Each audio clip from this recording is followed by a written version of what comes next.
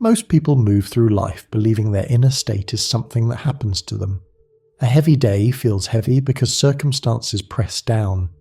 A light day feels light because the world loosens its grip. Emotions are treated like weather patterns, unpredictable, external, beyond influence. And it is inside this belief that the deepest confusion quietly takes root. Because the moment you assume your inner state is caused by life, you step out of authorship. You stop being a point of origin and become a point of reaction. Reality appears as something acting upon you, shaping you, deciding for you. Yet this view has never fully explained why two people can stand in the same moment and experience entirely different worlds. What if your inner state is not a response but a transmission? Not a metaphorical one, but a living signal continuously emitted through your nervous system, your emotional baseline, your quality of attention. You're not outside reality waiting for events to happen. You're inside it, influencing it through the stability or distortion of the observer you inhabit. Life does not respond to what you want. It responds to what you consistently broadcast. And most people never notice this because they interpret emotions as private, internal events. But every emotional state carries structure. It has tone, rhythm, coherence. When that structure is stable, reality responds clearly. When it is fragmented, reality mirrors fragmentation. What is often labelled bad luck, resistance, or stagnation is rarely random. It is feedback. Not judgment, not punishment, but reflection. A signal that is unclear cannot receive a precise response. The misunderstanding is subtle but profound. You were never meant to fight life or surrender to it. You are meant to participate in a relationship where the observer matters. And the moment you begin to sense that your inner state is not imposed but emitted, a quieter question replaces the old one. Not why is life happening to me, but what signal am I living from right now? Noise in the observer. If reality responds to signal, then the quality of that signal depends entirely on the observer emitting it. And here is where most distortion begins, not in dramatic emotion, not in visible chaos, but in subtle interference that feels normal because it has been practiced for years. The observer rarely rests. It drifts into memory, replaying what has already happened, adjusting the past as if it could still be corrected.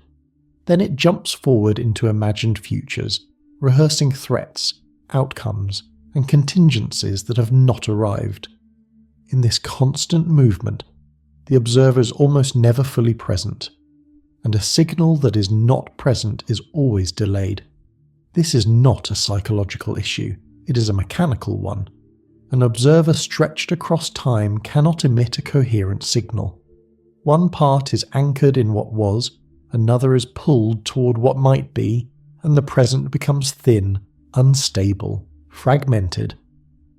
Reality does not respond to fragments, it responds to coherence. Many people mistake effort for clarity.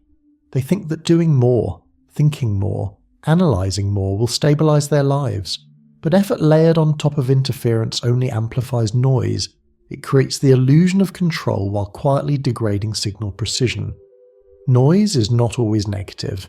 It often appears as ambition, urgency, self-improvement, even curiosity. But any inner movement that pulls the observer away from still presence introduces oscillation. When oscillations stack, coherence collapses. This is why people can work relentlessly and still feel stuck. Why learning, practicing, and striving sometimes produce exhaustion instead of expansion. The issue is not lack of action. It is lack of internal stability. A quiet observer does not mean an inactive one. It means an observer that is not constantly interfering, judging, predicting, or correcting. When interference softens, the signal simplifies, and a simple signal, even a subtle one, carries far more power than a complex signal distorted by constant inner motion. Before anything can change, this must be seen clearly. The problem is not what you lack, it is what you are carrying that no longer needs to be there. The illusion of control. One of the most persistent sources of noise in the human signal is the belief that life must be held together through constant control. Not visible force, not domination, but the quiet assumption that if attention slips, if vigilance softens, something will fall apart. This belief forms early, often as a survival response, and then quietly becomes a permanent posture of the observer. Control does not always feel tense. Sometimes it feels responsible, prepared, mature. You plan ahead, manage outcomes, anticipate problems.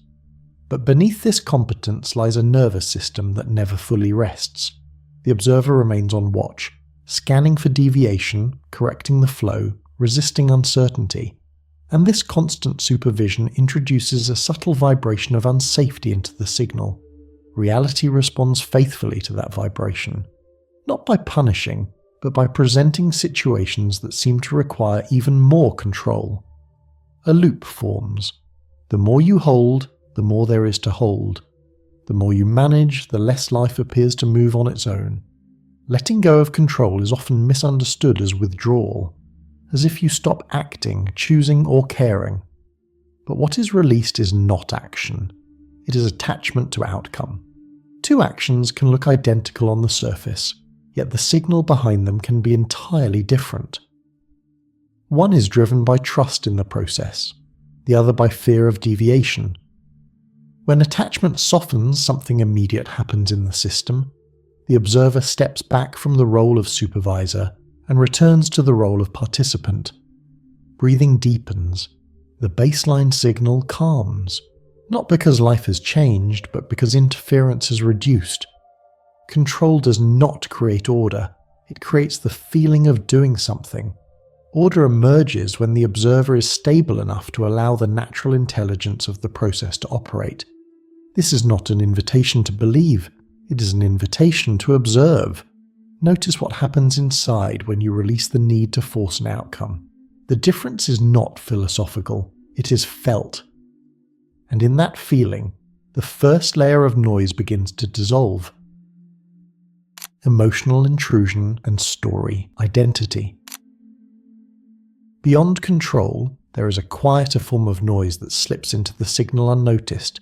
It comes from allowing too much in, other people's emotions, the tone of environments, collective tension, states that do not originate within you, yet are carried as if they do. Sensitivity is often mistaken for depth, but without boundaries it becomes intrusion. When you absorb what is not yours, the observer loses its center. The signal becomes blended, diluted, difficult to read. You may feel tired without reason, heavy after conversations, unsettled in certain spaces. This is not weakness, it is a lack of inner sovereignty. Empathy does not require carrying, understanding does not require merging. At the same time, another layer quietly reinforces the distortion. The stories you repeat about who you are, not the stories you tell others, but the ones you tell yourself. I am this kind of person. My life always goes this way. This is how things turn out for me. These are not harmless thoughts. They are filters. They decide which possibilities are allowed to appear and which are rejected before they arrive. When the observer identifies with the story, it stops observing and becomes the character. The signal locks into repetition. Reality responds with familiar outcomes, not to trap you, but to maintain coherence with what is being broadcast. Stepping out of this does not require replacing old stories with better ones. That only swaps one filter for another. It requires seeing that you are not the content. You are the space in which content appears. When this is recognized, the story loosens its grip without effort. As emotional boundaries return and identity softens, the signal begins to clarify. You stop reacting to every state around you. You stop broadcasting from the past. Presence expands, and in presence, reality finally has something new to respond to. Resentment, misalignment, and energy leakage. There is a deeper distortion that does not announce itself loudly. It lingers beneath the surface, shaping the signal through repetition rather than intensity. This is resentment, not sudden anger, but the quiet habit of returning to what hurt, replaying memory until it becomes part of the present. The body does not distinguish between now and recall.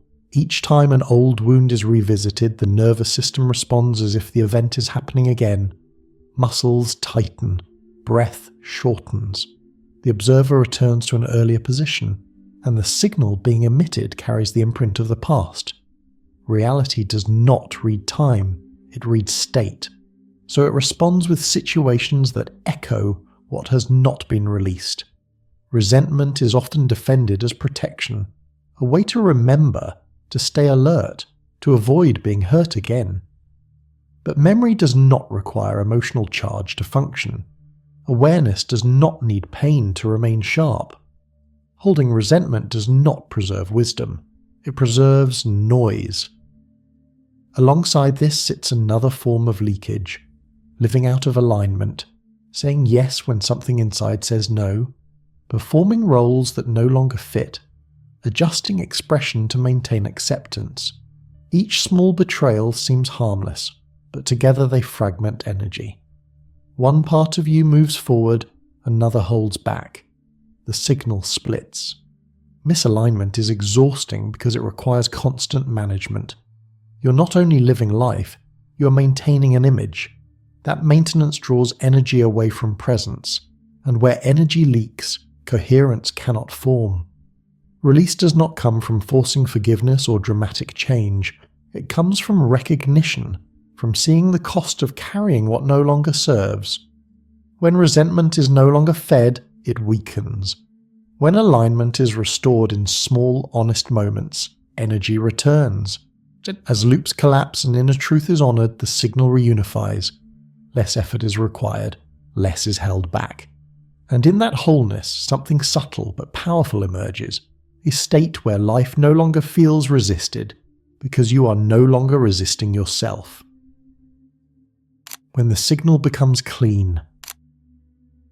When the major sources of noise fall away, there is no dramatic announcement, no surge of excitement, no sudden elevation.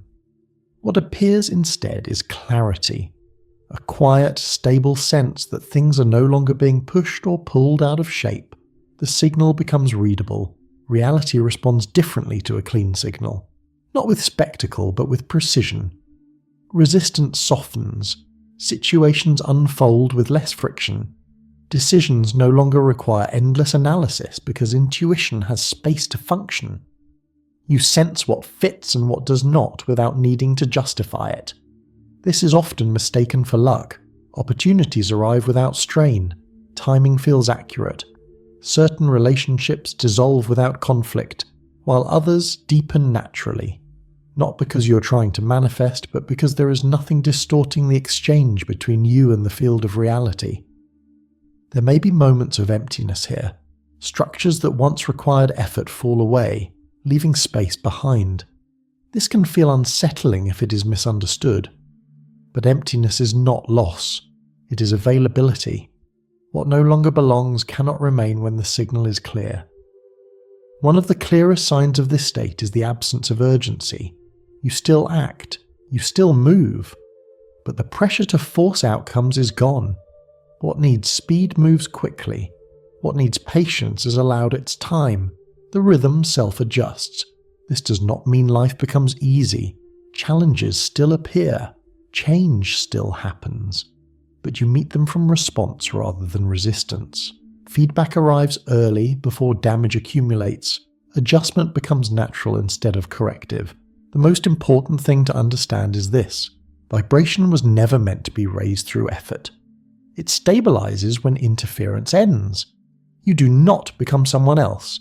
You return to a state that was always present beneath the noise. And when you live from that state, the question is no longer how to change reality. It becomes how to remain clear enough to let reality respond honestly.